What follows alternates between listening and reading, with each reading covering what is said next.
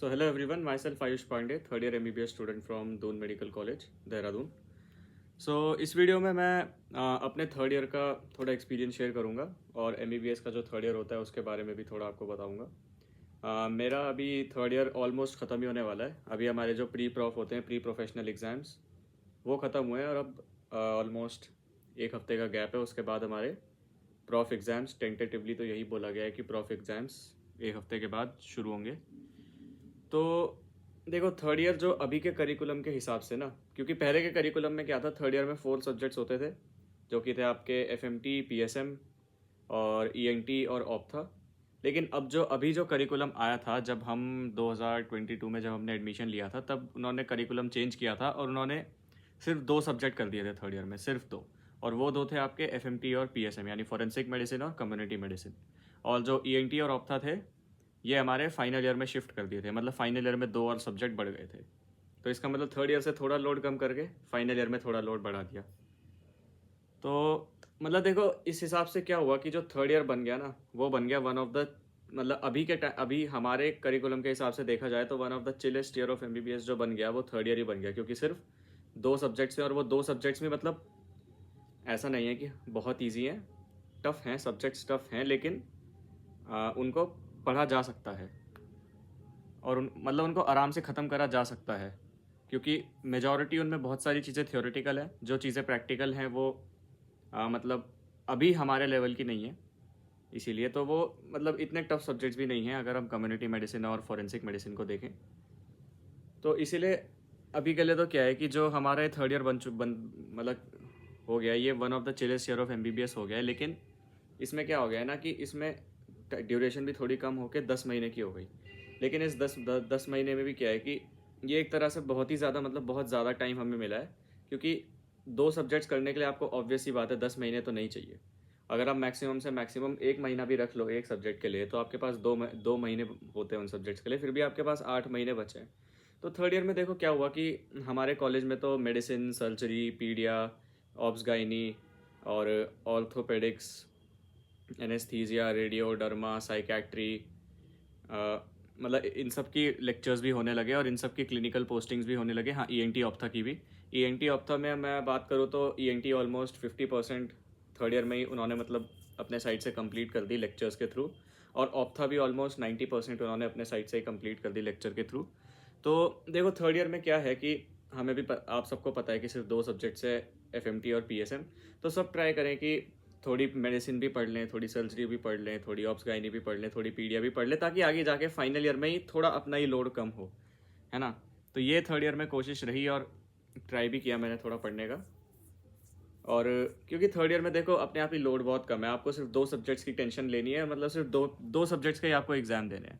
First year में क्या होता है कि एनाटमी, फिजियो, बायोकेम, इनके एग्जाम देने होते हैं और ऊपर से MBBS का फर्स्ट ईयर होता है तो प्रेशर भी बहुत ज़्यादा होता है। तो और सेकेंड ईयर में पैथो, फार्मा, माइक्रो, ये सब्जेक्ट्स अपने आप में ही बहुत डीप हैं और मतलब टफ भी है। पैथो टफ है, माइक्रो भी टफ है, फार्मा में भी आपको मतलब मेमोराइज करने का इतना है कि तीनों सब्जेक्ट्स ही बहुत टफ है। तो इसीलिए और थर्ड ईयर में क्या है देखो कि आपके पास FMT है और PSM है, और दोनों मतलब बहुत ज़्यादा लेंदी सब्जेक्ट्स भी नहीं है। इसीलिए टेंशन भी कम रहती है कि भाई 2 पेपर PSM के देने हैं और एक ही पेपर FMT का देना है, तो इतनी टेंशन भी नहीं है। इसीलिए थर्ड ईयर में क्या ट्राई करना चाहिए कि मेडिसिन भी आप थोड़ी बहुत कंप्लीट कर लो, सर्जरी भी आप थोड़ी बहुत मतलब पढ़ने का ट्राई करो, पीडिया भी, गाइनी भी। और ऐसे नहीं कि रैंडमली कुछ भी पढ़ने का ट्राई करो। क्लिनिकल पोस्टिंग्स लगती है, ENT की क्लिनिकल पोस्टिंग लगती है, ऑप्था की लगती है, ENT की 1 महीने की ENT की लगती है, 1 महीने की ऑप्था की लगती है, और मेडिसिन की भी 1 महीने की होती है, सर्जरी की भी 1 महीने की होती है। और हमारा जो रेडियो होता है, साइकैट्री होता है, डर्मा होता है, इनमें 2-2 महीने की लगती है। ऑर्थो है, एनेस्थीसिया है, इनमें भी 2-2 महीने की पोस्टिंग लगती है। रेस्पिरेटरी मेडिसिन है, उसमें भी 2 महीने नहीं, 2 हफ्ते की पोस्टिंग लगती है। तो आप ट्राई करो कि जब इनकी पोस्टिंग हो तभी इन सब्जेक्ट्स को जितना आप उस 1 महीने में कर सको या जितना आप उन 2 हफ्ते में कर सको, बस उतना उनको कर लो कि मतलब जैसे थोड़ा 10% या 20% वो थोड़ा कंप्लीट हो जाए। या फिर अगर आप वीडियो लेक्चर्स देख रहे हो तो नहीं भी तो चलो मान लो 100 वीडियोस हैं तो आप 10 या 15 या 20, मतलब ऑलमोस्ट 20% सब्जेक्ट आप कंप्लीट कर लो, ताकि फाइनल ईयर में आपके पास लोड थोड़ा कम रहे। तो यही होता है थर्ड ईयर में। और फाइनल ईयर में देखो क्या होता है कि जब हम थर्ड ईयर के एग्ज़ाम देके फाइनल ईयर में पहुंचते हैं तो सबसे पहले इलेक्टिव्स होते हैं। अब इलेक्टिव्स का क्या है ना कि वो थर्ड ईयर के रिजल्ट के बेस पे, इलेक्टिव मैं पहले बता देता हूँ। इलेक्टिव होता है कि आपको जो भी डिपार्टमेंट पसंद है आप उसमें, ये एक महीने जो फाइनल ईयर होता है उसके शुरुआत के एक महीने में इलेक्टिव्स होते हैं। इनमें कोई क्लासेस नहीं होती, कुछ नहीं होती, यह ये पोस्टिंग होती है इलेक्टिव। इसमें क्या होता है, जो ब्रांच या जो भी डिपार्टमेंट आपको पसंद है, out of the 19 subjects of MBBS जो हमें पता है, उनमें से जो भी 2 डिपार्टमेंट आपको पसंद है, या फिर जो भी 2 ब्रांचेस आपको पसंद है, या फिर जो आप आगे पीजी में एस्पायर करते हो लेने के लिए, तो आपको चॉइस दी जाती है कि आपको कौन से डिपार्टमेंट में अपनी पोस्टिंग चाहिए इस एक महीने के गैप पीरियड में।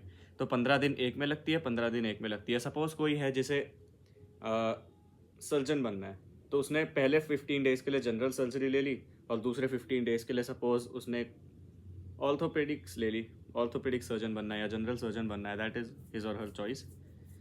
तो ऐसे होता है। तो और ये थर्ड ईयर के रिजल्ट के बेस पे नहीं होता। इसमें देखो क्या होता है कि जो आपका सेकेंड ईयर का रिजल्ट आया होता है, उस हिसाब से एक लिस्ट बनती है कि किसके सबसे ज़्यादा मार्क्स हैं, फिर ऐसे करते करते डिक्रीज़ होता है, और उस हिसाब से फिर जो सबसे फर्स्ट होता है उसे सबसे पहले प्रेफरेंस मिलती है कि आपको कौन से 2 डिपार्टमेंट्स में अपनी इलेक्टिव पोस्टिंग चाहिए।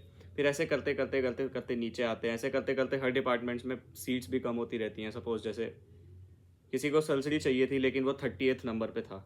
अब मान लो शुरू के जो 29 थे उनमें से 15 लोगों ने पहले ही सर्जरी ले ली, तो अब उसके पास, बेचारे के पास सर्जरी का ऑप्शन नहीं है, तो अब उसे कुछ और ही लेना पड़ेगा। ऐसे इसमें होता है। तो ये सेकेंड ईयर के रिजल्ट के बेस पे होता है, जो फाइनल ईयर में पहला महीना होता है ये। तो ये थी वीडियो जिसमें मुझे थर्ड ईयर के बारे में बताना था।